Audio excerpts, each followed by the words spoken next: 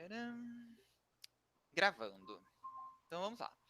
Boa noite, todos e todas que estão nos assistindo. Eu sou o Nelson Bondioli, sou doutor em História pela Unesp e sou membro do nosso núcleo de estudos de Antiga e Medieval da Universidade Estadual Paulista, do campus de Assis.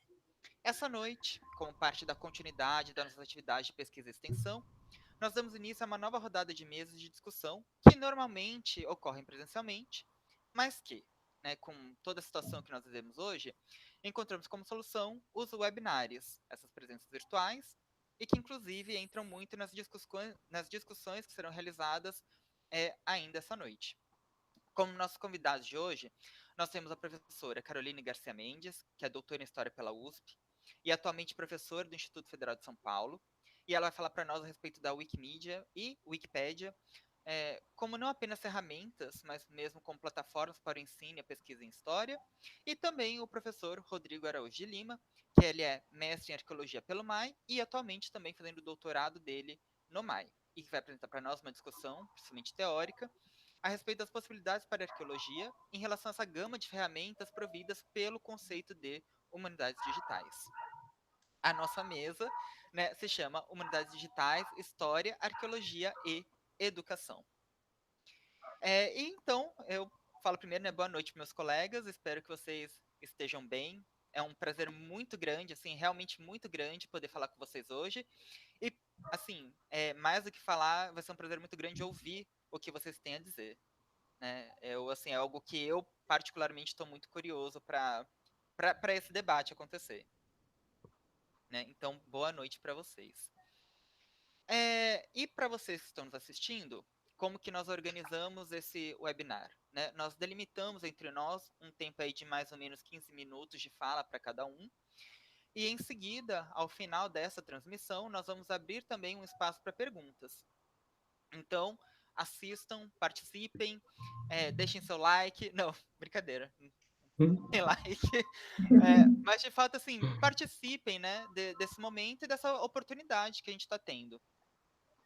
E também, conforme a gente combinou, como que a gente vai organizar? Eu vou começar as nossas discussões, eu vou fazer a minha fala, para em seguida, então, passar para a professora Caroline e nós vamos finalizar com o professor Rodrigo. E por questões de conexão, né, a gente combinou de enquanto um de nós vai estar apresentando seu texto, apresentando seu material, que os outros fechem as suas câmeras e os microfones, né, para não dar um retorno e também para a gente manter uma conexão bastante estável.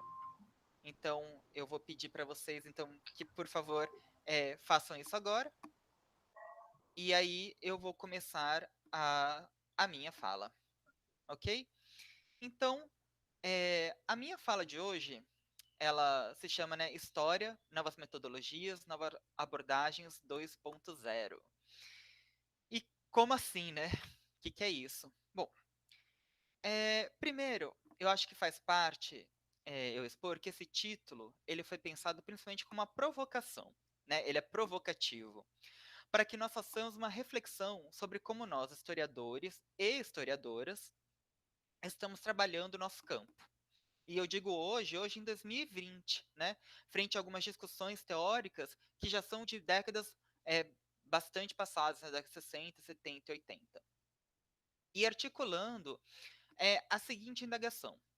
Vamos pensar aí nesses 60 anos, né, de muitas discussões que a gente vem, entende, que a gente ainda debate hoje em dia, o quanto o nosso campo acompanhou, ou ainda, o quanto ele deixou de acompanhar as mudanças tecnológicas e as consequências dessas mudanças. Porque, de fato, existe uma ideia equivocada, ao meu ver, de um descompasso entre tecnologia e sociedade, né? Da tecnologia vista apenas como uma ferramenta, sem entender como ela molda e é moldada por aspectos que não são técnicos, né? Tecnologia e sociedade mutuamente se influenciam. E, principalmente, nós devemos entender que a introdução de tecnologias é uma atividade social, né? A introdução de tecnologias, ela possui consequências que são sociais, para além de consequências técnicas, né, para além de consequências tecnológicas. Nesse sentido, e justamente nesse sentido, eu faço uma ponte com obras que são bastante clássicas, nacionais e internacionais. Né? Como sabemos, nosso ofício ele é profundamente marcado, principalmente aqui no Brasil, pela Escola dos Análises e as propostas de renovação da história, né? Uma nova história, que seria o quê? Pautada em buscar novos paradigmas, novos objetos, novos problemas. Tratou-se muito de debater novos campos de pesquisa, novas questões e problemáticas e, por consequências, novas metodologias. E aí, nós poderíamos encontrar, por exemplo, textos que são clássicos, propriamente dito, né, como, por exemplo, do Mark Bloch, ou mesmo do Fernando Brodel, em que aí do Fernando Brodel já estamos trabalhando entre 58 e 60, né, discutindo essas relações entre história e outras ciências. A abertura para as discussões de trans e interdisciplinaridade, do alargamento da concepção de fontes históricas para além dos textos, e principalmente das possibilidades dos historiadores e historiadoras buscarem sustentação teórica de pesquisa em outras áreas. Ou seja, todas essas discussões já se encontram com uma boa maturidade, né, aos dias de hoje.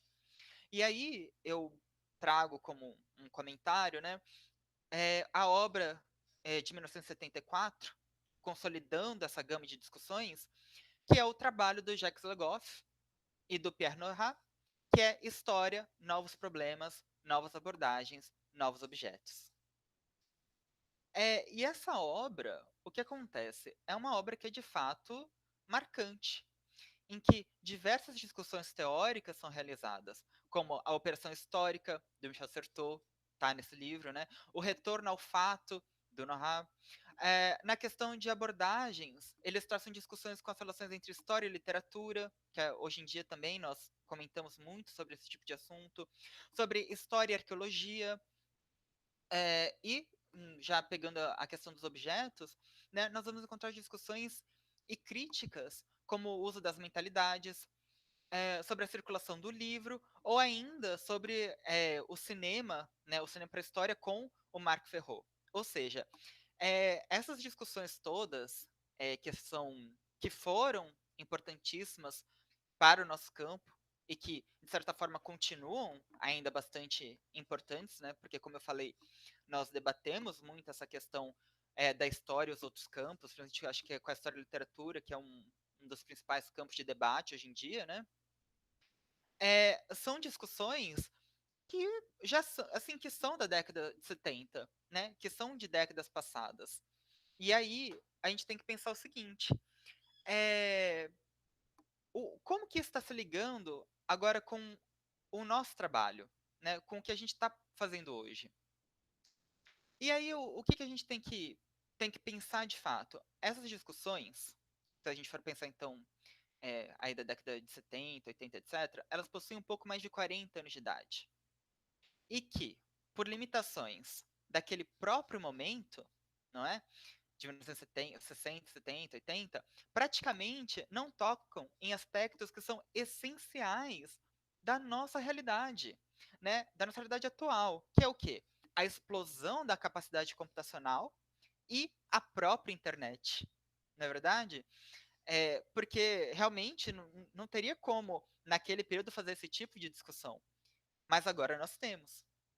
E uma das questões centrais, então, que nós devemos perceber é que mesmo textos que são mais atuais, né, que os textos assim, mais recentes, vamos dizer assim, que se propõem a discutir teoria e metodologia da história, como, por exemplo, um trabalho bastante conhecido, que é o Domínios da História, né, só para citar um exemplo, né, do professor Ronaldo Vanfas e do Ciro Cardoso, é um trabalho de 2011, se eu não me engano, é, o campo da relação entre história e tecnologia é que a gente vai passar a denominar assim agora como essa relação entre história e humanidades digitais, né, para não fechar só em tecnologia, ele não é explorado, né?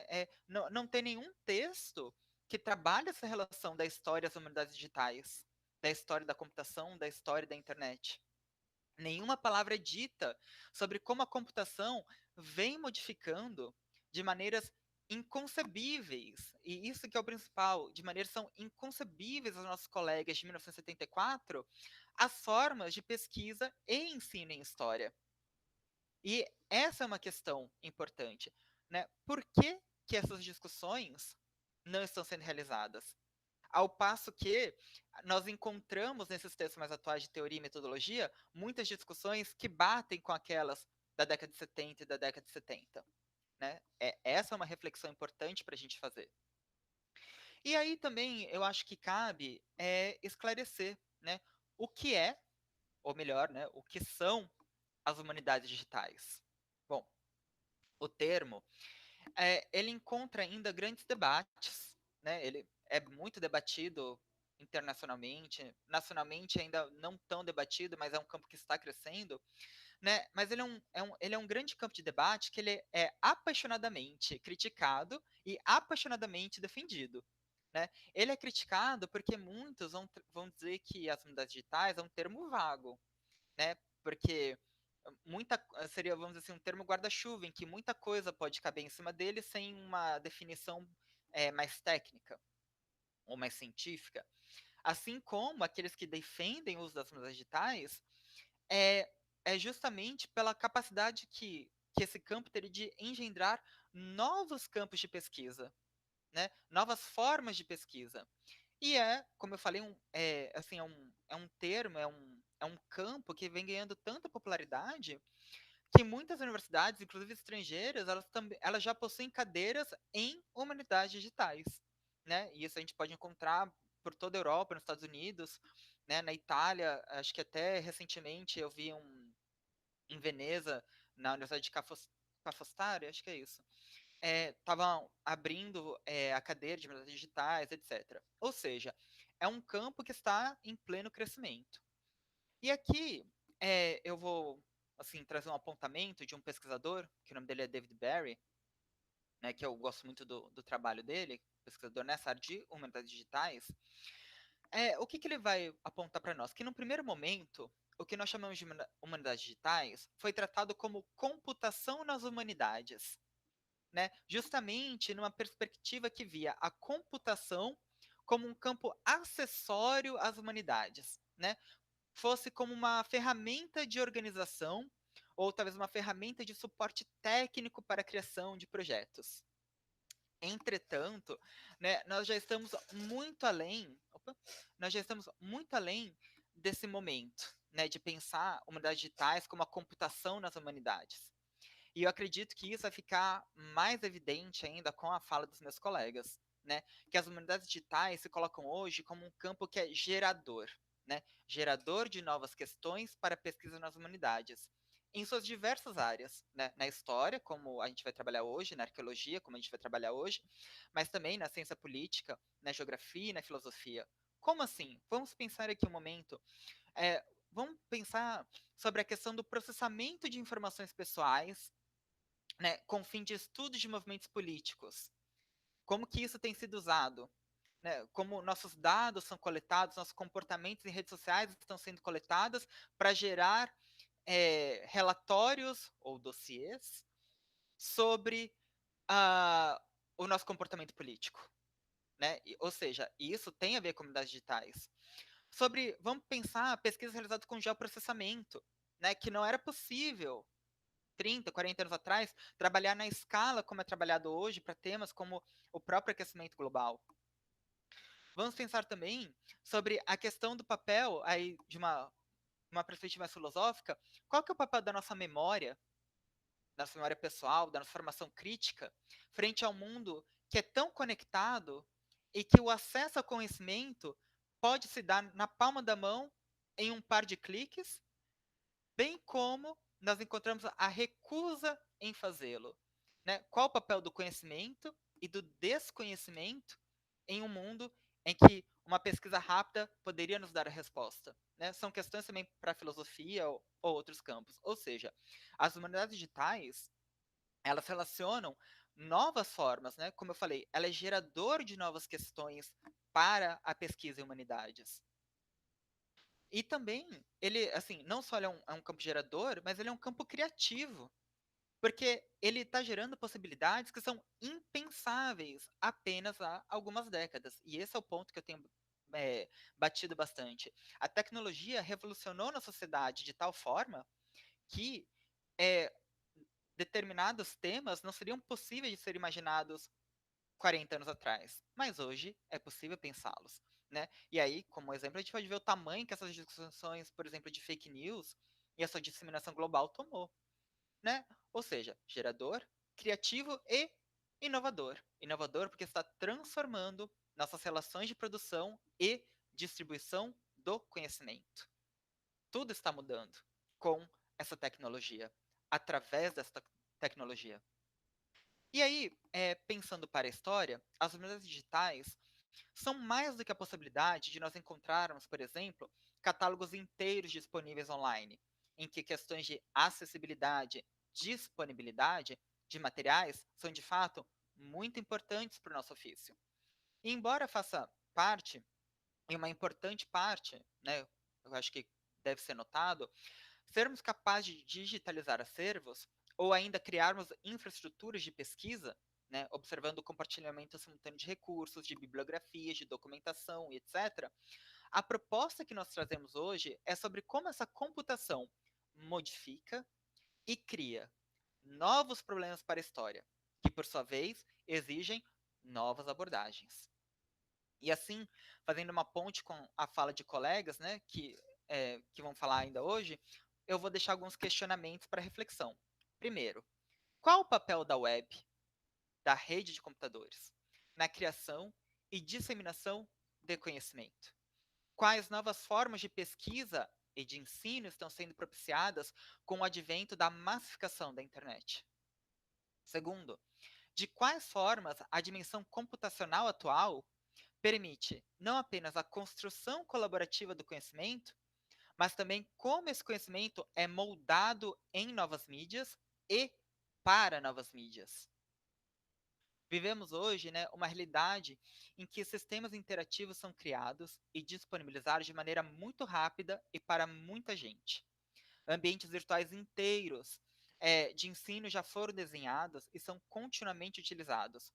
Novas indústrias, e aí né, o principal exemplo que eu mesmo trabalho, do entretenimento e dos jogos, né, dos jogos digitais, como essa indústria é capaz de disponibilizar conteúdos com fins educacionais para milhões de pessoas. E aí nos resta perguntar, qual a relação da pesquisadora, do arqueólogo, do historiador com essas novas construções? E, finalmente, chegando ao ponto, né, a questão principal, como nós estamos participando ou não, e aí, aqui eu digo nós acadêmicos, estamos participando ou não da mediação do conhecimento em sua forma digital. E de que maneiras nós podemos fazer isso? Esses são alguns dos tópicos, né, que nós vamos discutir essa noite. Não buscando oferecer respostas prontas, porque acredito que elas não existam, mas sim, como eu falei no início, provocar a necessária reflexão sobre esses temas. E aí entendermos, quando eu digo o que é essa versão 2.0 de abordagens, metodologias e objetos. Tá? Eu agradeço muita atenção de todos vocês e passo a palavra então para a Caroline. Carol, você está por aí? Sim, Nelson. Então, vou pedir para você ligar também a sua câmera Pronto. e eu vou desligar a minha e você pode começar a fazer sua fala. Tá bom, Nelson. Obrigada. Bom, boa noite a todos e todas. Meu nome é Caroline, sou historiadora, doutora em História pela USP e professora do IFSP, como o Nelson já me apresentou.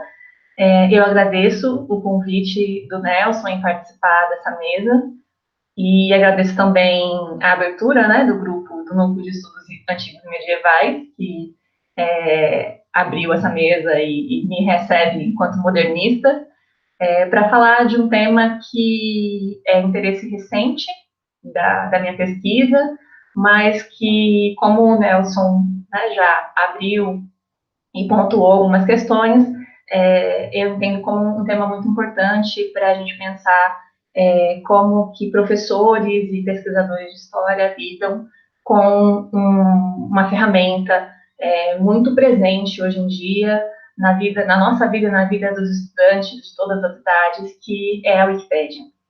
Então, eu iniciei esses estudos há pouco tempo sobre a Wikipédia, sobre o seu uso no ensino superior, especialmente participando das oficinas promovidas pelo Wiki Movimento Brasil.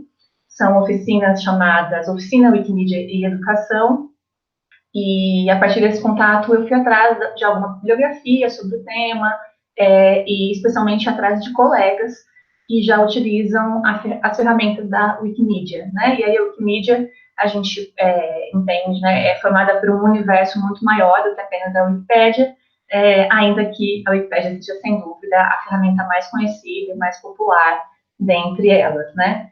Então, esse interesse pela Wikipédia vem também sabendo, né, reconhecendo como a Wikipédia é hoje em dia muito utilizada pelos estudantes e por demais interessados como uma primeira fonte de pesquisa, né, já que a pergunta que é feita para o Google muitas vezes direciona o interessado à página da Wikipédia, né, diretamente para essa página. Né? Então, a gente tem hoje duas situações que são antagônicas, que é essa grande utilização da Wikipédia e, por outro lado, uma descrença na Wikipédia e até uma proibição. Né? E aí, partindo de uma experiência minha, em sala de aula, eu dei aula numa escola particular de ensino fundamental aqui em Campinas, onde eu moro, e o trabalho bimestral desses alunos não poderia utilizar a Wikipédia como fonte, né? Isso era uma regra da escola e não dos professores. E eu lembro isso já faz alguns anos, mas eu lembro de como isso não fez nenhum sentido, né? Porque eu fiquei, né, imaginando que os alunos não vão utilizar a primeira página sugerida pelo Google, eles vão utilizar a segunda, a terceira, e nós não vamos ter a oportunidade de questionar e de criticar com eles, né, discutir a utilização desses conteúdos. Então, partindo dessa experiência pessoal, desses interesses que eu tenho a respeito de difusão do conhecimento, eu respondo uma primeira pergunta, que é o que é a Wikipédia, né? Então, a Wikipédia ela começa a se tornar popular justamente na primeira década do século XXI, no momento em que a relação com a internet começa a mudar, né? As pessoas deixam de apenas navegar de forma passiva e passam também a gerar seu próprio conteúdo. E foi nesse momento, em 2001, que Jimmy Wales e Larry Sanger iniciaram essa ideia de uma enciclopédia digital, mas pensando nesse abastecimento dessa enciclopédia por especialistas. Né? Então, a ideia original era que especialistas, professores, pesquisadores abastecessem os verbetes dessa enciclopédia, mas mantiveram uma espécie de rascunho dessa enciclopédia também aberta, né, paralelo ao projeto original, e acabou que esse rascunho recebeu milhares de atualizações em pouco tempo, né, diferente da enciclopédia voltada para os especialistas, que andava a passos lentos, né. Foi aí que a Wikipédia se tornou um projeto mesmo, e nesse sistema Wiki, em que ela é gerenciada, há a possibilidade de editar de forma colaborativa e descentralizada. Então, esse sistema ele se tornou fundamental para que a gente chegue aos dias de hoje, aos incríveis números de 200 mil edições por mês, só na Wikipédia lusófona. Né? E aí eu faço um parênteses que a Wikipédia ela não divide português de Portugal ou do Brasil, então a gente chama de Wikipédia lusófona para se referir à Wikipédia em língua portuguesa. Então, também há algumas regras para se publicar, para se editar esses verbetes. Ela é uma plataforma livre e com acesso de milhares de editores, então existem esses 5 pilares para se publicar na Wikipédia. Publicar ou modificar algum verbete, né? São 5 pilares. O primeiro, um verbete deve ter uma notoriedade reconhecida, né? Então, para colocar um novo verbete, você tem que argumentar entre os editores mais antigos por que esse verbete deveria estar na Wikipédia, né? O segundo pilar, que é um pilar que nós podemos ter toda uma discussão a respeito dele, é que os verbetes devem ser imparciais, né, a busca da imparcialidade. O terceiro pilar é que tudo que é publicado na Wikipédia possui licença livre. E o quarto é que o editor, que também é chamado de wikipedista, ele segue normas de conduta e boa convivência. E o quinto pilar é que deve ter proatividade para editar, para inserir novos verbetes, né? A gente fala dessa boa convivência, dessas normas de conduta, porque estamos muito acostumados, né, quem já utilizou a Wikipédia em algum momento, de apenas ler o verbete, né? Clica lá e lê o verbete e enfim, encontra a definição que você procura. Mas dentro daquele verbete, se você clica em discussões, por exemplo, vai aparecer toda a discussão de todos os editores que passaram por esse verbete em algum momento. Então, há ali a discussão de o que colocar, o que não colocar, como foi colocado, se a pessoa está utilizando, por exemplo, fonte de pesquisa com algum viés. Também podemos discutir sobre isso, sobre, né, essa busca da imparcialidade dos verbetes, mas, enfim, são discussões, inclusive, que é muito rico pensar como esses verbetes são construídos e como esses argumentos também são utilizados por trás do verbete, né? Então, na cidade de São Francisco, nos Estados Unidos, fica localizada a Wikimedia Foundation, que é uma organização sem fins lucrativos, que possui algumas organizações em outros países, ainda não possui uma no Brasil, mas possui programas catalisadores, né, que tem esse intuito de acelerar algum projeto em algum país, como a gente tem no Brasil desde 2012, o Wikipedia na Universidade, que é através desse projeto que as duas historiadoras que eu vou citar nessa apresentação trabalharam, e a partir desse projeto que elas iniciaram seu trabalho com a Wikipédia.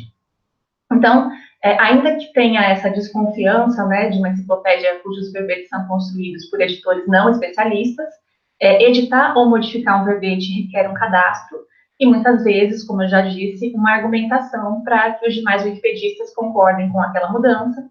Toda a discussão e todas as modificações ficam arquivadas e podem ser acessadas por qualquer pessoa. E, então, há uma comunidade que se torna responsável pelo gerenciamento da Wikipédia e, inclusive, pode proteger determinados verbetes de ataques ou vandalismo, como os de temas relacionados à política, por exemplo, verbetes biográficos de alguns políticos, eles recebem proteção e, às vezes, inclusive, não podem ser editados em alguns momentos por conta desses vandalismos que pode sofrer, temas muito polêmicos, né? Agora, pensando nas questões teóricas que envolvem a Wikipédia, a gente pode qualificar a Wikipédia enquanto bens comuns, ou simplesmente comuns, ou comuns do conhecimento, né? É um conceito que passou a ser pensado especialmente em resposta ao endurecimento das regras de propriedade intelectual.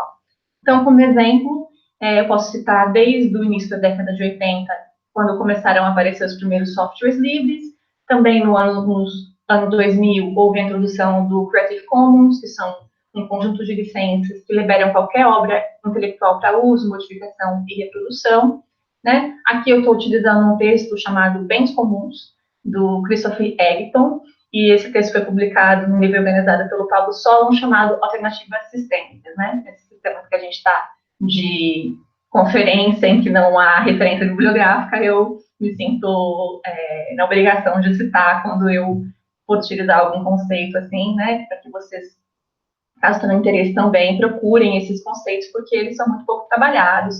Eu mesma só tive acesso a eles quando comecei a pensar sobre isso, né, sobre esse direito ao conhecimento que a humanidade, né, na minha opinião, deveria possuir. Então, já a professora Juliana Bastos Marques, cujo trabalho com a Wikipédia será citado ainda nessa apresentação, ela apresenta o termo Common Based for Production, que ele não tem ainda uma tradução para o português, mas ele é definido pelo Henry Simon, e aí eu cito essa definição desse termo que a professora utiliza, é uma comunidade aberta e vagamente delimitada que coopera de forma essencialmente espontânea, descoordenada e voluntária para a produção de um bem informal ou cultural que é compartilhado pela comunidade de forma neutra e transparente. e ele não se baseia nos mecanismos tradicionais de organização social do trabalho, através de hierarquia, sinais de preço de mercado e relações de contrato ou de propriedade.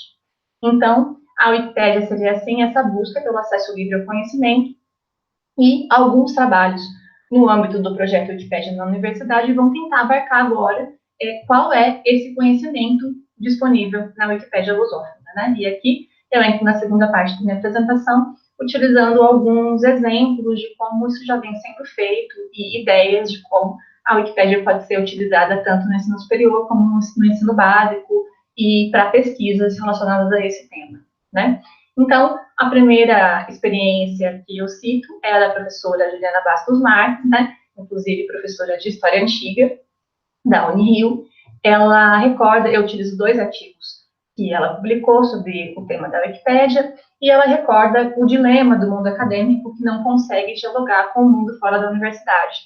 E é uma demanda que sempre existiu, mas que agora se amplia com os recentes ataques, especialmente às humanidades, né? Então, assim, podemos pensar na crescente discussão sobre a história pública, que visa levar o conhecimento acadêmico para a arena pública, né, lidando com o público diverso e com as mídias, nas palavras de Almeida e Ruvaí, que são citados pela professora. A professora Juliana Marques ministrou uma disciplina sobre a história romana na Wikipédia, e foi analisando e modificando diferentes verbetes sobre o tema com seus alunos na graduação. Então, eles foram auxiliados pelos denominados embaixadores, né, que são pessoas enviadas pelo projeto da Wikipédia na universidade, que ensinam e auxiliam na edição dos verbetes. A professora descreve a experiência como frutífera, não só para os seus alunos, que trabalharam com a produção de conhecimento didático, mas especialmente para a própria plataforma, que contaria naquele momento com verbetes modificados ou construídos a partir da discussão acadêmica e por especialistas. Uma outra pesquisa que essa professora também realizou, ela fez análise crítica dos verbetes em destaque em História Antiga na Wikipédia, visando compreender como o conhecimento acadêmico não só é recebido, como replicado ou reinventado, ou seja, como o conhecimento chega ao público leigo, né? Como que o que é produzido no Brasil ou em português em História Antiga chega às pessoas que não estão na universidade, né? Os artigos que ela analisou, esses verbetes, eles foram, em grande parte, apenas traduzidos do inglês, né? Ela chegou a essas conclusões. Inclusive, muitos deles sem quase nenhuma referência em português. Então, há uma tradução e eles apenas citam essa tradução com a referência em inglês, mesmo que esse livro, por exemplo, tenha uma publicação em português. Ela percebeu, então, uma dissonância, né, entre a produção acadêmica lusófona, ou mesmo traduzida, e o que chega ao público geral, né, livros de história antiga, comuns e autores que nós estamos acostumados a ver no ensino superior, não são citados nesses verbetes que a professora analisou, né. Ela encontrou com frequência a utilização de materiais didáticos ou sites voltados para o ensino médio como fonte desses verbetes. Né? Ela entende ainda que há uma ultra especialização na academia antes que se produza um material básico, e entende que deve haver um compromisso da academia em produzir materiais de divulgação científica online de maneira mais sistemática. Né? Esse foi o trabalho da professora com História Antiga na Wikipédia. Para além da própria professora, cuja experiência em sala de aula na elaboração de verbetes já mencionamos, citamos ainda o trabalho da professora Flávia Varela, da Universidade Federal de Santa Catarina, que desenvolveu com seus alunos um portal de teoria da história, elaborando ainda verbetes relacionados com esse tema. No início, a professora utilizou a disciplina que ministrava para editar os verbetes e, posteriormente, desenvolveu um projeto de extensão chamado Teoria da História na Wikipédia, onde semestralmente edita verbetes relacionados ao tema, realizando modificações e até reescrevendo-os totalmente. Sua ideia é a criação de verbetes destacados, então ela e seus alunos trabalham com poucos verbetes por semestre, buscando uma análise detalhada de cada tema. O projeto tem como objetivos disseminar o conhecimento histórico, despertando o interesse dos alunos para a área de teoria da história, que é normalmente considerada uma disciplina difícil pelos discentes. E aí, o projeto dessa professora, eu tive acesso, inclusive, na oficina, que é o Wikipédia, que o Movimento Wiki promoveu, então ele está disponível no canal, do YouTube que eles têm, e é uma apresentação muito instigante para pensar como que a professora conseguiu, primeiro numa disciplina de graduação e depois num projeto de extensão, levar esse conhecimento produzido na universidade para os verbetes da Wikipédia, né? Transformando esses verbetes ou reescrevendo-os desde o zero, fazendo com que esse conhecimento chegue ao público leigo, mas também ensinando seus alunos a produzir esse material didático, né, aprender a lidar com a questão do plágio, a questão de reescrever a ideia de outras pessoas e transformar esse conhecimento em um conhecimento acessível, né? Por fim, pensando ainda no trabalho dos professores na rede básica de ensino, a Wikipédia pode ser utilizada em diferentes materiais partindo de discussões que vão desde o tema da confiabilidade do conteúdo na era da internet e a compreensão de que qualquer conhecimento é construído e deve-se analisar suas origens. Pode ser usado também nas aulas de idiomas, trabalhando com o mesmo verbete em duas línguas diferentes ou na sua tradução, aprimorando a redação dos alunos e até um estímulo para que participem de um projeto em escala mundial, como a Wikipédia, né? É interessante pensar, por exemplo, que um trabalho de final de curso, na graduação ou no ensino médio, pode virar um verbete, pode ter acesso de milhares de pessoas por mês, ao invés de ser um trabalho que vai ser impresso e esquecido em alguma pasta ou alguma gaveta, né? E, para finalizar, tendo em vista o uso frequente da Wikipédia por estudantes de todas as idades e áreas, convém muito mais ao professor contar com ela enquanto uma aliada no ensino do que encará-la como uma inimiga, como o colégio que eu citei no início da apresentação. A universidade deve ocupar esse espaço, dedicando-se à divulgação do conhecimento produzido e aproximando-se do público para além dos seus muros. A Wikipédia é um dos caminhos possíveis para atingir esse objetivo. Então, eu trouxe aqui essa discussão pensando uma ferramenta, um site muito visitado, não só por alunos e estudantes, mas por todas as pessoas que buscam qualquer informação no Google, e aí a gente pensar juntos como abastecer esse site com os melhores verbetes possíveis e com as melhores discussões que nós pudermos, levando esse conhecimento da universidade para fora desses muros da universidade. Então, é essa apresentação, e agradeço mais uma vez ao convite do Nelson. Ei, Carol, tá me ouvindo? Estou te ouvindo, Nelson. Carol, muitíssimo obrigado pela essa discussão que você trouxe. Eu achei ela interessantíssima. Inclusive, no final, que nem eu falei, né, nós vamos abrir para perguntas. Eu tenho uma pergunta para você. Eu vou me dar ao luxo de fazer uma pergunta, assim, e aí a gente continua e vai abrir para os outros também. Mas, Carol, muito obrigado. Assim, muito obrigado mesmo. Muito interessante essa sua fala. Obrigada, Nelson. E agora eu passo a palavra para o professor Rodrigo. Você está por aí, Rô? Cá estou. Tá me vendo? Ótimo. Sim, sim. Eu vou então desligar aqui meu vídeo e meu microfone e você pode ficar à vontade para falar sua fala, tá bom? Tá certo, então. Obrigado, Nelson.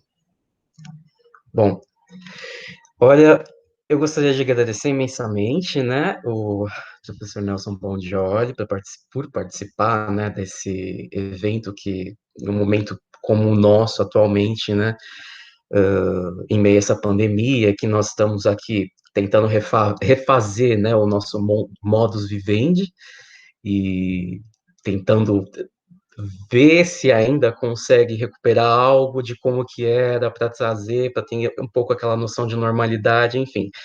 Mas eu agradeço profundamente, Nelson, muito obrigado. Também agradeço a minha colega Caroline Mendes, que é extremamente instigante essa apresentação sobre Wikipédia. Eu achei fantástico essa forma de depois pegar todos os dados e ocupar esse terreno, né, da Wikipédia como meio acadêmico de divulgação. Eu achei essa ideia fantástica. E, bom, vamos lá, né? Vou fazer agora uma apresentação para vocês. Inicialmente, é uma apresentação, discurso teórico, barra desabafo, né? Porque acadêmico, geralmente, a gente faz um pouco disso, né, durante as nossas apresentações. Né? É um pouco de desabafo dessa parte teórica também. Mas eu vou inicialmente começar contando para vocês o seguinte, eu quero que vocês tenham isso em mente, né? Contando o mito do navio de Teseu, que estava lá no porto de Atenas. Isso é um paradoxo. Bom, vamos lá. Após matar o Minotauro, o Teseu ele retornou de Creta com 30 jovens a Atenas, né? E o navio utilizado por ele foi disposto no porto de Atenas para ser utilizado como uma peça de museu, né? Para ser uma memória da população ateniense, né? Do que é dos feitos desse herói.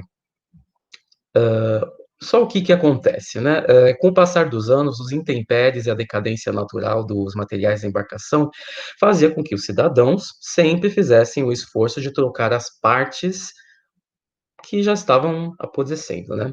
Então, e assim essa renovação se seguiu ao longo de muitos anos, né? Ao longo de Plutarco diz que ao longo de um século.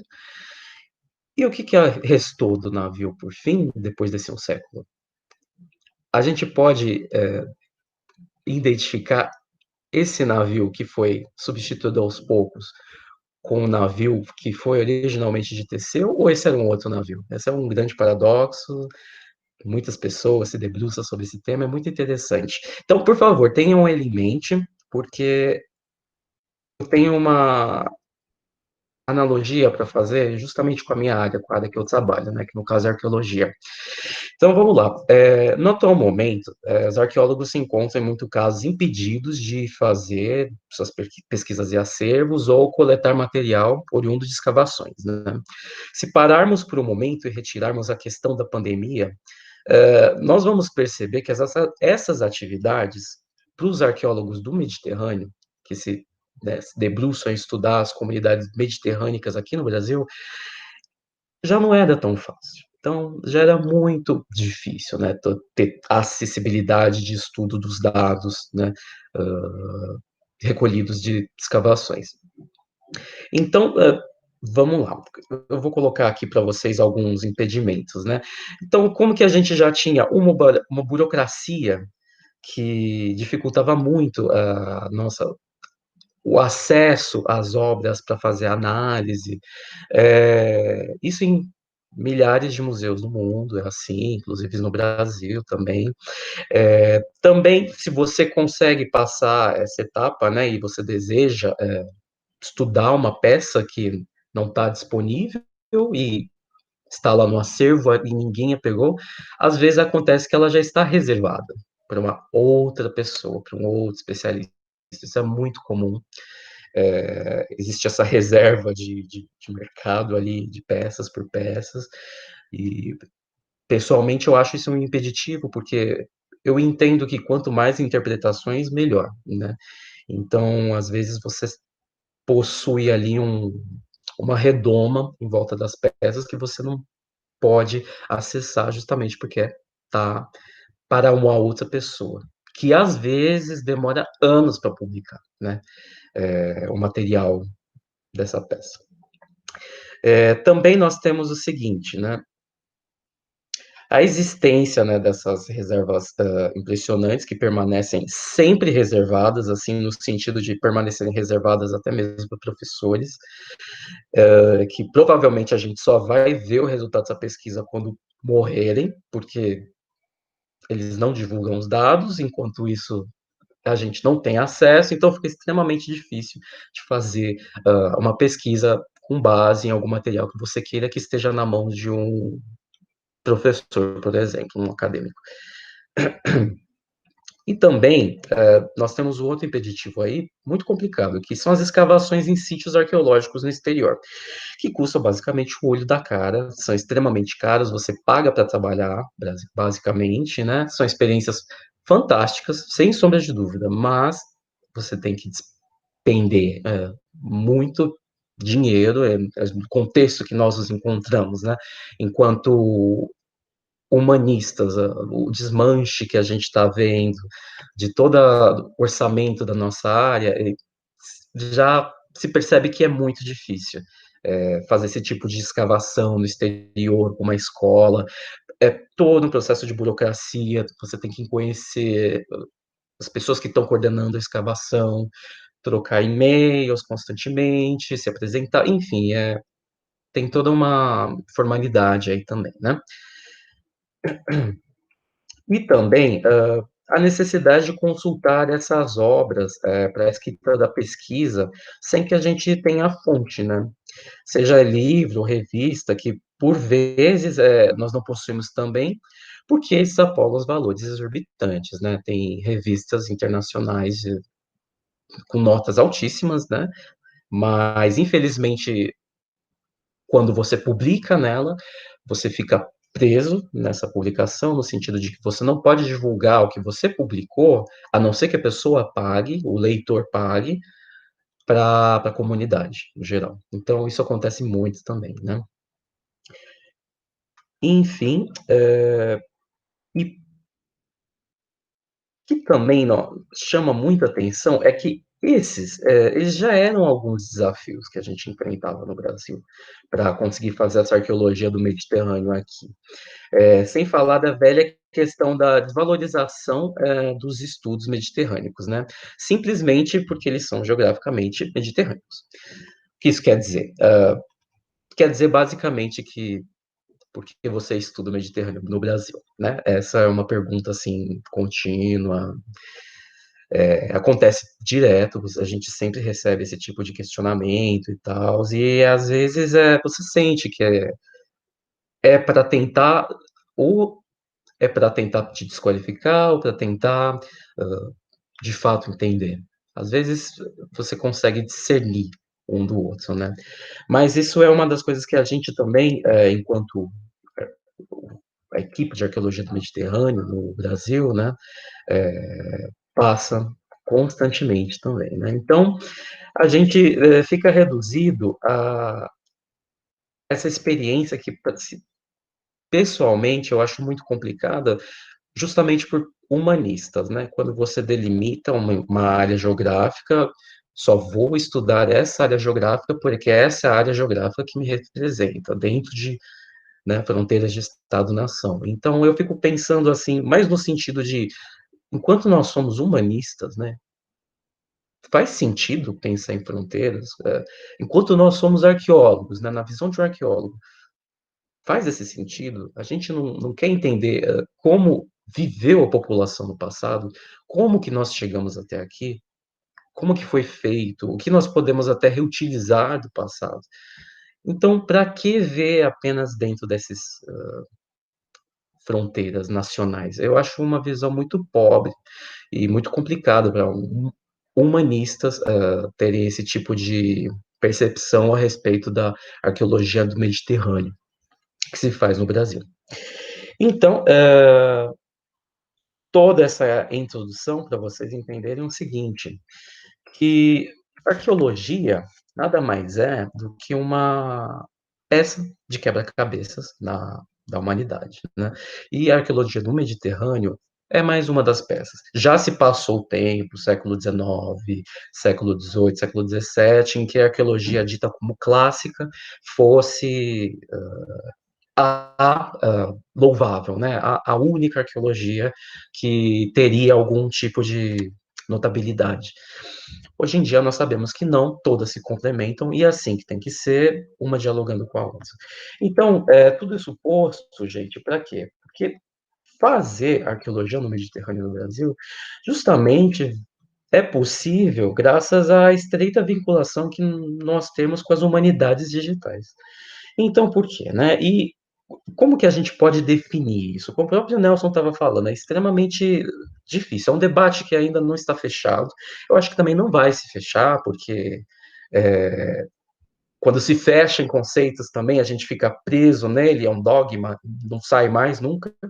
Eu acho que o que dá para rascunhar da ideia das humanidades digitais aqui é que nós temos o uso de tecnologias que não precisam ser de ponta, não precisa se imaginar humanidade digital feita com aparelhos de última tecnologia, não, a questão não é essa, é a forma como essa tecnologia está sendo usada, ela está sendo utilizada com outros pares, com outros colegas de outras áreas para formar um diálogo coerente acerca de algo que nós retomamos do registro arqueológico, o que se dá para interpretar com base no registro arqueológico e com os colegas de outras áreas também. Então, nós fazemos aqui no Brasil muito arqueologia digital voltada para o Mediterrâneo, né? E por quê? Inicialmente porque nós também temos essas, como eu diria, essas consultas que facilitam muito a nossa vida, no sentido de que nós temos bancos de dados gigantescos, tais como o Nausito, que é o banco de dados sobre a cidade antiga, do Laboratório de Estudos sobre a Cidade Antiga, que é o laboratório que eu sou membro. Nós temos também o Perseu Tufts, que também, o Perseus, ele é uma ferramenta fantástica, porque ele inclui traduções originais de literatura grega, romana. Nós também temos o Penélope, que é voltado mais para Roma. Temos também o Topos Text. O Topos Text, eu vou falar um pouco dele separado, porque ele é bem interessante a função do que ele... qual a funcionalidade dele, porque na realidade ele é um cruzamento de dados, né?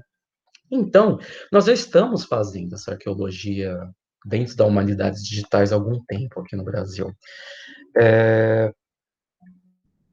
E como, em linhas gerais, a gente tem que pensar que essas humanidades digitais estariam muito voltadas para a coleta, criação e disponibilização de bancos de dados em formatos variados, sendo possível, né, desde um uso educativo até um nível mais qualificado. Essa é uma ideia só rascunho que eu quero transmitir para vocês do que nós podemos entender, também para não ficar um conceito extremamente abstrato, né? Então, o que nós entendemos por humanidades digitais. E também, agora eu volto um pouco na questão para ilustrar, na questão do Topos Text, que é uma plataforma extremamente interessante.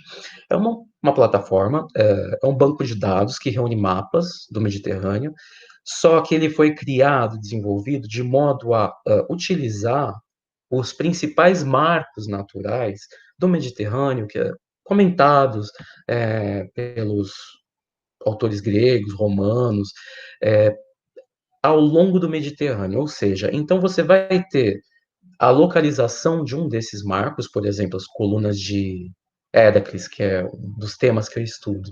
Você vai ter lá todos os locais onde elas são citadas. Ou seja, esse banco de dados ele produz para você um inventário, um catálogo de tudo o que se falou sobre as colunas de Héracles na antiguidade. É, e é simples, é bem simples. Você simplesmente clica na localidade que você quer e ele vai mostrar tudo o que foi comentado.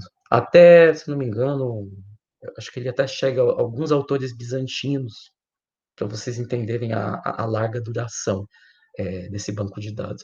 Então, por exemplo, o próprio Labeca também, o Nausito, é um banco de dados que você tem acesso sobre informações da cidade antiga, como que era essa cidade antiga, como que elas se organizavam no espaço.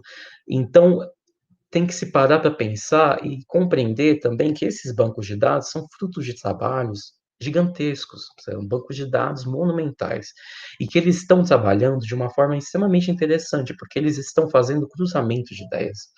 Então, um banco de dados pode se cruzar com outro, com outro, com outro, criar um grande banco de dados sobre diversos temas diferentes, né? Então, essa é uma das possibilidades que nós temos aqui no Brasil para trabalhar com as humanidades digitais em arqueologia, muito voltado também para os fins educativos, né? Que é uma das, pelo menos do laboratório que eu faço parte, é um dos focos determinantes, né? Portanto, como eu disse, né, não precisa, você não precisa possuir as ferramentas de última geração para fazer a geração de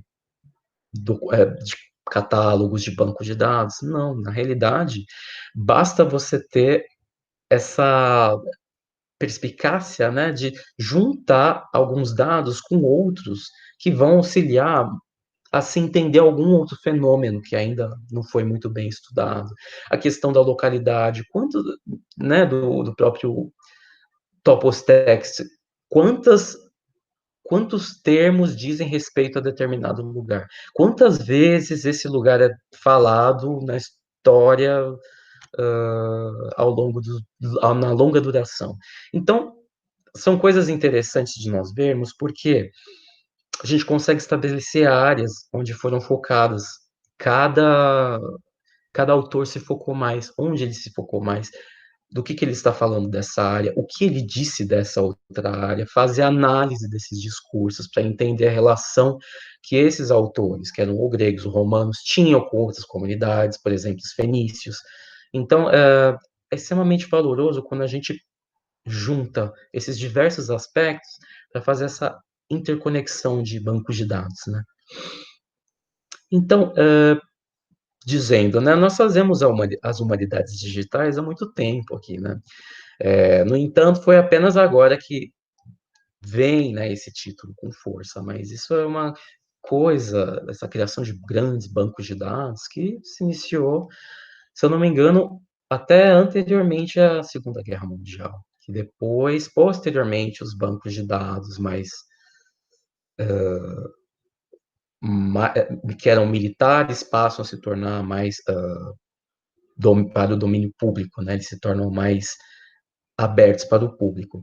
Então, enquanto humanista, a gente tem que pensar o seguinte, né? Que pensam da gente, no geral, a sociedade, que estava até comentando a Carol agora há pouco, em relação a que nós estamos afastados da sociedade. Muitas vezes a academia está num descompasso gigante, a sociedade não entende o que nós fazemos, a sociedade não vê propósito no que nós fazemos. Então,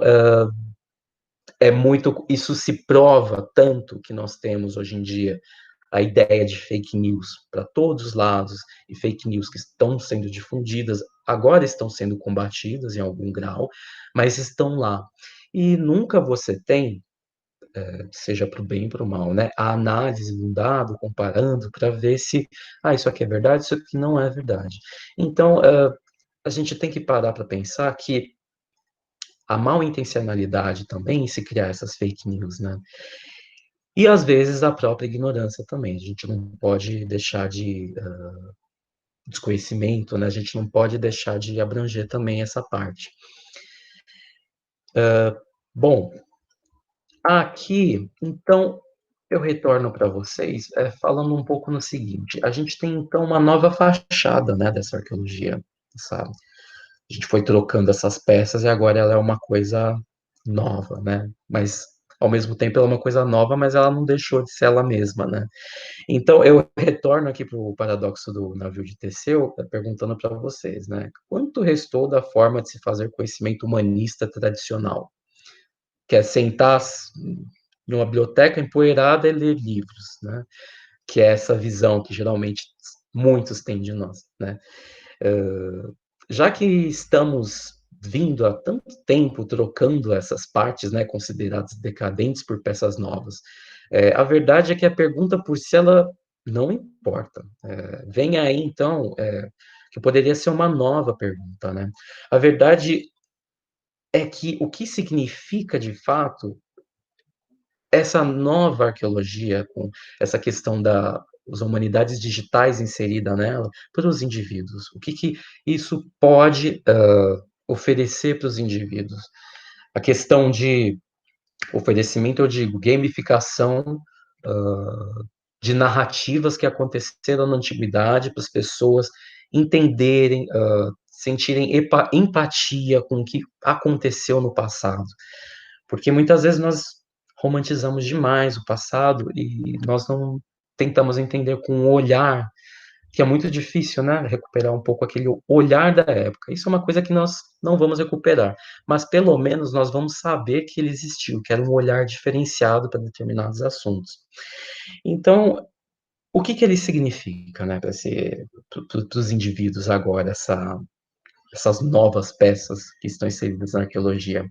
Se o navio de Teseu não tivesse sido renovado, gerações de cidadãos de Atenas e de outras cidades jamais poderiam ter sequer prestigiado apenas a sua presença no porto. O que importa é aquilo que ele causa, né? Então, nós temos que pensar o que a arqueologia e as humanidades digitais em diálogo estão causando, o que elas têm o potencial de causar, até onde elas podem chegar, né?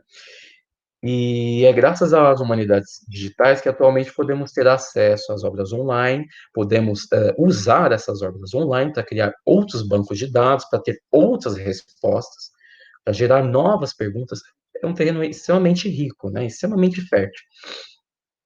Então, assim como o navio de Teseu, né, o importante é o que ela representa, que seria, no caso, a democratização do conhecimento, mas ainda que desigual em tempo e escala. Isso se mostra principalmente, claro, aqui no Brasil, em relação à arqueologia do Mediterrâneo, são poucas pessoas ainda que têm contato ou interesse, né, em entender o que foi o passado grego, romano, fenício, enfim. O que importa, então, é que ela está ali e ela tá acessível e é capaz de gerar essas novas interpretações, né? Como disse um grande arqueólogo, Gordon Childe, a nossa ciência, a que nós estamos fazendo, muitas vezes as pessoas desmerecem, acham que não tem valor, acham que não é necessário para o público, mas tem uma palavra, uma frase que ele diz, é um grande arqueólogo, Gordon Childe, né? Ele falou o seguinte, que bem nesse sentido, os arqueólogos eles não vão fazer aumentar a produção de bombas e nem de manteigas, sabe? Mas pelo menos ter a capacidade de humanizar, tornar as pessoas mais humanas quando elas conhecem seu passado melhor. E esse sentido de humanizar, nós temos que pensar muito nos dias atuais, porque estamos vivendo, agora nós temos uma parada, né, justamente com essa pandemia, o mundo parou, agora estamos vendo e revendo muitas coisas, mas nós estamos revendo no sentido de tentarmos ser mais seres humanos também, tentarmos sermos melhores, né? No sentido de fazer um resgate de tudo que se passou pela humanidade, para que aquilo não fique só no passado, mas também faça sentido para a nossa vida do presente. Obrigado.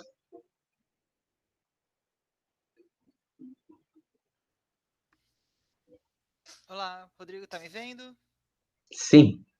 Rodrigo, muito obrigado também por sua fala. Muito obrigado mesmo, achei muito interessante. E eu acho engraçado assim, né, pra você ver, nós que trabalhamos com a antiga, eu faço uma provocação, você faz um desabafo, e a Caroline, que é nossa modernista, ela realmente veio aqui para ensinar alguma coisa e tal, né? E a gente aqui só para causar, né? A gente dá uma causada enquanto vem uma pessoa de moderna para, olha, gente, tem isso, aquilo, né? Etc. Mas obrigado mesmo, Rodrigo. Eu acho assim, acho que essa fala ela traz uma sensibilidade que é muito importante para nós, né?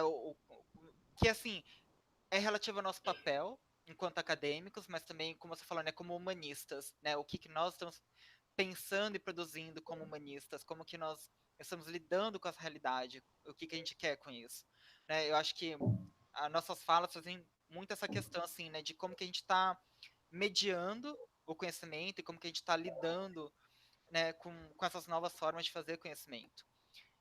E aí, a proposta agora seria que nós abríssemos para perguntas, né, de quem está nos assistindo, que pode não sei muito bem. Gente, olha, eu estou falando de comunidades digitais, mas não sei muito bem como que isso vai funcionar. Mas eu vou aprender. Né? Vocês podem escrever para nós, a gente vai ver como que a gente vai conseguir responder. E aí eu vou só deixar uma pergunta para cada um de vocês, né? Para a gente dar início a esse momento. Antes, se vocês me permitem, eu quero fazer uma propaganda. Porque o Rodrigo, ele bem me lembrou que ele está falando para nós desses bancos de dados, né, do Tufts Perseus, do trabalho que a Labeca também tem, e nós aqui da Unesp de Assis, do NEAM, também estamos criando um banco de dados, que é o do CPEP, que é o do Centro de Pesquisa e Estudos Plinianos, em que nós estamos disponibilizando em português, né? A ideia é colocar toda a parte do latim e do inglês e começar a traduzir para o português todas as cartas, né, do Plínio Jovem, inclusive o Panegírico de Trajano. Né? É uma iniciativa nossa, do CPEP, ligado ao Unesp de Assis, então é mais um exemplo aí do que a Unidades Digitais está fazendo, né? Está trazendo para nós. E aí, eu tenho uma perguntinha para cada um, rapidinha. A minha primeira pergunta para Carol é o seguinte: que você trouxe para nós exemplos de trabalhos acadêmicos. Você falou para, né, trabalhos acadêmicos no sentido de o ambiente acadêmico trabalhando com a Wikipédia e com a Wikimedia. Você falou para nós dessa curadoria nova que existe em relação. Nova não, né? Essa curadoria que existe no fazer artigos, né, dos verbetes para a Wikipédia e etc. E a minha pergunta para você qual que você acredita que seria assim, um fator mais determinante para existir ainda esse preconceito tão grande com a Wikipédia? Das pessoas falarem assim, não pode consultar. Apesar de a gente ver que está crescendo esse tipo de movimento em relação à qualidade desses artigos, à qualidade desses verbetes, né? E aí, vou deixar para o Rodrigo também pensar na pergunta dele, que assim, eu acho que o que você mais falou aqui, principalmente, né, na minha visão, é algo que eu também tenho refletido muito, é o aspecto de acessibilidade e disponibilidade dos materiais, né? Como que isso pode estar acessível às pessoas e como isso também está disponível às pessoas, né? Porque tem uma diferença de estar disponível, mas quem que pode acessar, não é verdade? Então, assim, Sim. e aí eu queria que você, assim, se você pudesse comentar, como que, por exemplo, essas novas tecnologias, elas estão permitindo realmente essa acessibilidade para todo mundo acessar esses materiais, inclusive, especificamente de algo que eu vi lá no laboratório do MAI, sobre essa impressão 3D, né, de objetos, se você puder fazer um comentário assim rápido sobre isso, né? Então, Carol, vou deixar você falar.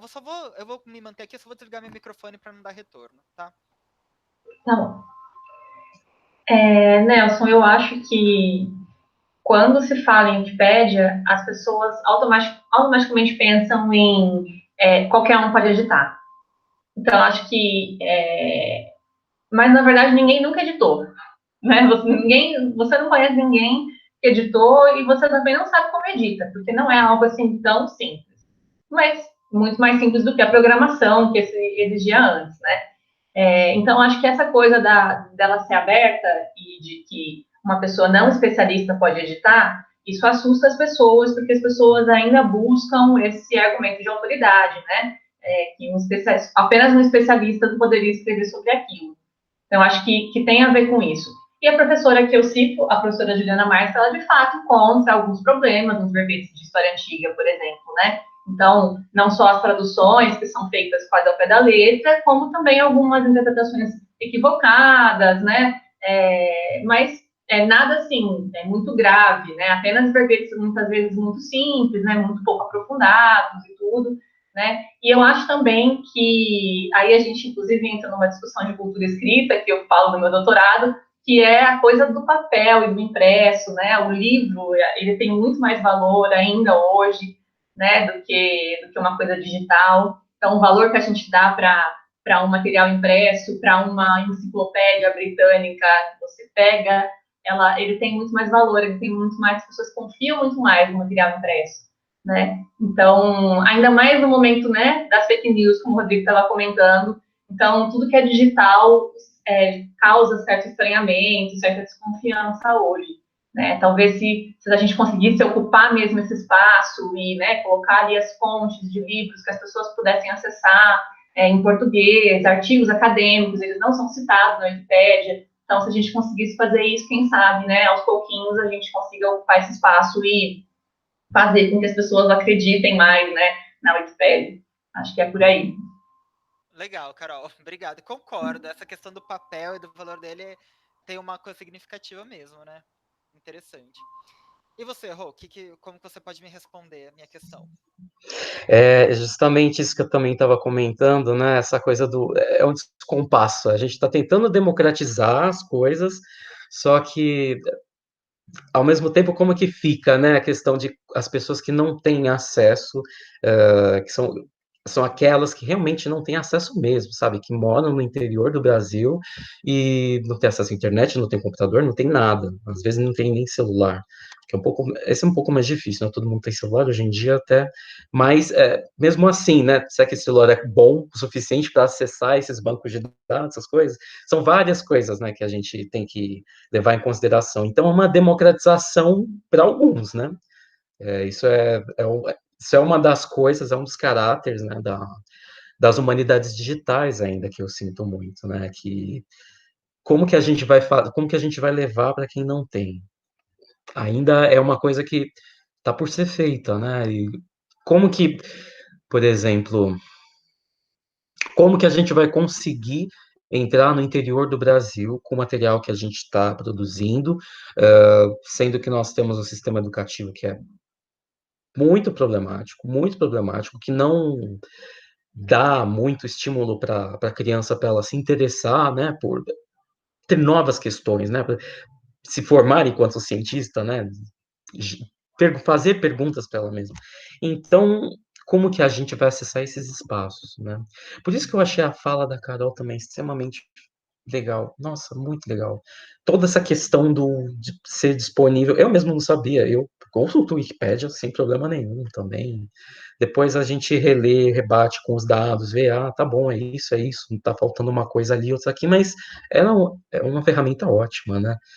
Enfim, agora só voltando um pouquinho também, que o Nelson tinha comentado da impressora, a impressora 3D, que eu saiba, agora o que está acontecendo é que ela é do LARP, né, que é o Laboratório de Arqueologia Romana Provincial. Eu sei que o laboratório, ele abre o espaço da impressora para o restante do museu, né, estavam fazendo algumas impressões justamente para criançada brincar com elas quando fosse no museu e tal. Então são coisas muito legais, já que a pessoa não pode tocar, né? Porque o artefato é sagrado, não pode tocar nele de jeito nenhum. Então, pelo menos você vai ter uma réplicazinha ali para você olhar, porque essa coisa da materialidade, o que a Carol falou, é o material, é o livro, né? A gente sente. Enfim, eu sou arqueólogo também, né? Estudo a materialidade. Então vai bem por esse lado, viu, Nelson? Mas eu sei que ela está aberta ao uso. Ah, é legal, Rô, gostei. É uma coisa interessante, né? São mais questões. E aí, como eu falei, né? A gente veio aqui, né, para provocar, desabafar, ensinar, né? Cada um aqui. E aí, o que que eu vou fazer agora? Nós vamos realmente abrir aí para as perguntas de quem tiver. Eu vou dar uma parada na nossa transmissão para a gente organizar como que vai ser respondida essas perguntas. Mas eu quero dizer que eu agradeço imensamente a companhia de vocês. Agradeço imensamente vocês terem aceitado esse convite, por terem participado. Né, Carol, muito obrigado mesmo. Sua fala, eu acho que ela é muito fundamental, assim, importantíssima. O que você comentou assim no final, eu achei realmente fantástico, né? Essa questão de o quanto que a gente perde, o quanto que a gente arquiva, né? Textos que a gente deixa lá esquecidos e a gente poderia transformar isso em verbetes, em conhecimento. E você também, assim, a sua fala sobre esse papel da humanidade, né? Do humanistas na humanidade digitais, essa disponibilidade dos materiais, ela é super importante, né? Para a gente saber o que que a gente está o que que a gente está fazendo, né? Como que a gente está pesquisando. Eu achei muito bárbaro. Quero agradecer de novo a vocês. Foi muito bom ouvir o que vocês tinham para falar hoje. Obrigado, gente. Obrigada, Nelson, pelo convite. Ah, Muito imagina. obrigado. Deixa eu só então interromper aqui a gravação e mandem suas perguntas que nós vamos tentar responder.